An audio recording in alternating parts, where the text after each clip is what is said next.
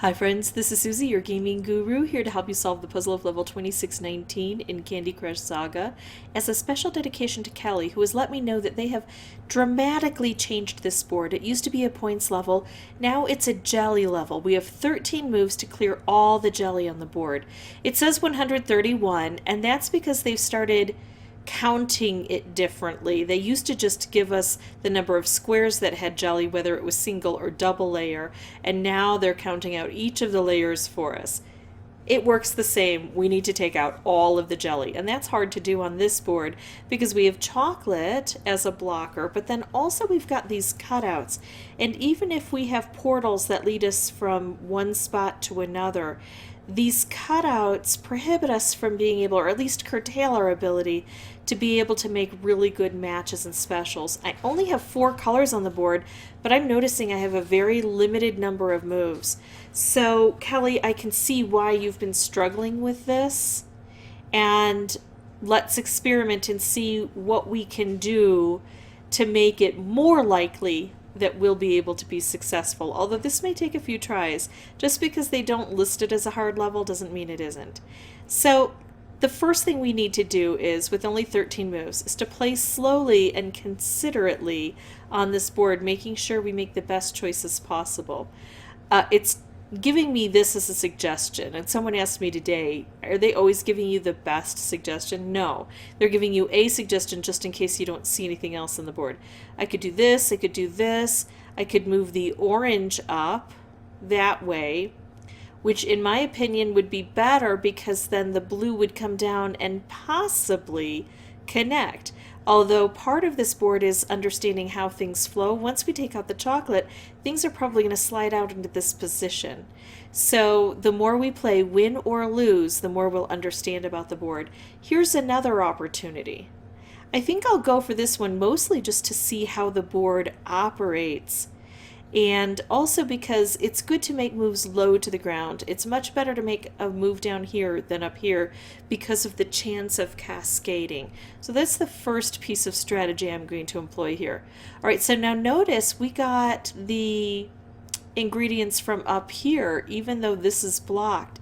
So it didn't slide out like I suspected it might. That's a bit of information I didn't know before. Now let's look at the board. We only have one move. There's no choice. There's no strategy involved in this because we don't have any choices. And that's what we're going to run into on this board.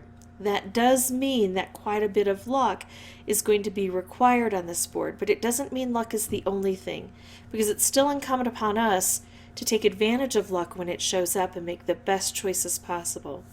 So here I can make a wrapped candy. That's a pretty good move. I could make a stripe. I could make a stripe. I could move over here, which is kind of low to the ground and takes out a chocolate. This takes out a chocolate. This does not, this takes out a chocolate. This doesn't, and this doesn't, the stripe and the wrapped. But this stripe does, so that's something to think about. Or I could do this and try to motivate more of the cascading to happen. So the question is it better for me to make a wrapped candy, which is really explosive on a board like this, or to take out chocolate? Because this is the move I would go for, definitely, if I could also take out chocolate.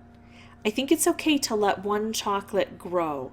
So I'm going to go ahead and do this. We're going to be playing a little bit of tug-of-war on the board, but I think that's okay. Now, should I make this stripe, or should I take out the green, or should I take out the orange, which hits even more chocolate? And if I remove all of the chocolate, then I don't have to deal with any chocolate on the board because there's no spawner. I do like stripes, but I kind of love this idea. Oh, it did not cascade nearly as much as I thought it might. But I think I can set myself up for a striped wrapped combo. Pretty good, especially considering when there are only 4 colors on the board, it's relatively easy to make specials, and therefore it's relatively easy for them to kind of explode on their own, to have something bump into it. But I'm going to use this and I'm going to take out all of the chocolate over here and a lot of the chocolate down here, really clearing that out. Now, should I make a stripe? Or should I take out a chocolate? I think because this is lower down on the ground and this stripe isn't really landing any good place, I'm going to do this. Now another thing I can think about doing is trying to concentrate the colors down by taking out a color that isn't very prevalent, if I don't have a better move. But I still think at this point in time, taking out the chocolate is a good way to go. Oh, I can make another striped wrapped combo, I think. I could also make another wrapped, and that wouldn't be bad, but I couldn't get a wrapped combo with this move. If I could get a wrapped combo, that would be great, but I'm going to go ahead and do this. I'm going to reach all the way up as far as I can and all the way down. And yeah, even though I feel like I'm playing well, I don't even have all the chocolate removed, let alone all of the jelly removed, unfortunately. So that tells me that in order to actually get this done, what I'm going to need is a good deal of luck that produces some really nice combos. And I'm not talking about just the Color Bomb wrapped candy combo. I'm sorry, not just the striped wrapped combo, but something like a Color Bomb wrapped candy combo, which is really good if you have a lot of jelly down lower to the ground or other blockers lower to the ground that you need to get through. A Color Bomb stripe combo is really good for if you have a lot of things up here, because the wrapped candies can fall to the ground very quickly. They have a heavy gravity, and the stripes can reach all the way up here. And then, of course, if we can make it so we have the opportunity to get a Color Bomb combo, that would take out a layer of everything, and I would definitely go with that combo. So what I'm going to do now is I'm going to pause the recording. I'm going to come back without the microphone because I think I've got a good handle on the strategy. I think that what I've said is a good approach to the board. And while I'm playing, if I find something important to say, a new strategy or a pitfall to avoid, I'll come back on the microphone. Be right back.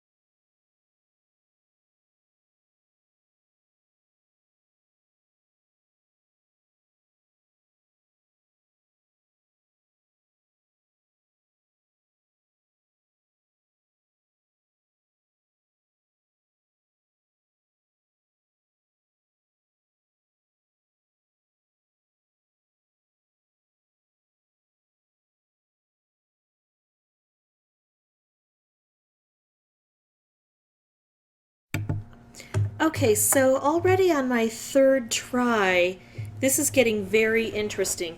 On my second try, I was left with only 4 jelly needing to be gone. So I have to figure, I was hoping to do the striped wrapped combo and then maybe follow up with this, but that probably, if I had done this while this was up here, it probably would have exploded or been offset in a funny way. So I have to decide, is this what I want to do or is it this? And I'm pretty sure it's this, because this will be beautifully far-reaching. So let's count this out, and if you don't know how to do this, I've got a tutorial, just ask for it.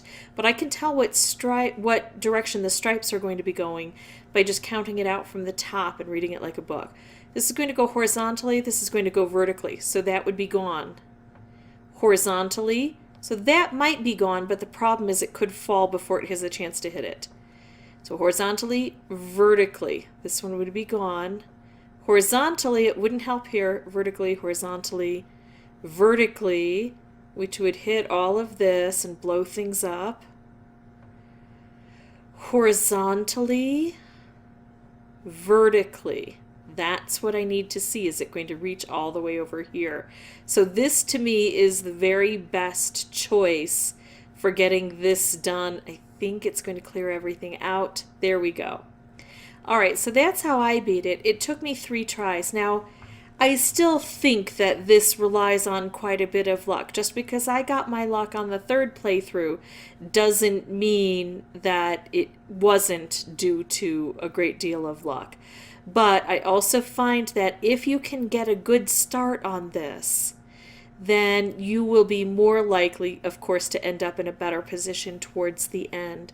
Remember just to play the board, but make the very best choices on that board. If this was helpful, I'd ask that you consider liking and subscribing. If you have any questions or comments, please put those below. And as always, thank you so much for watching. Bye-bye.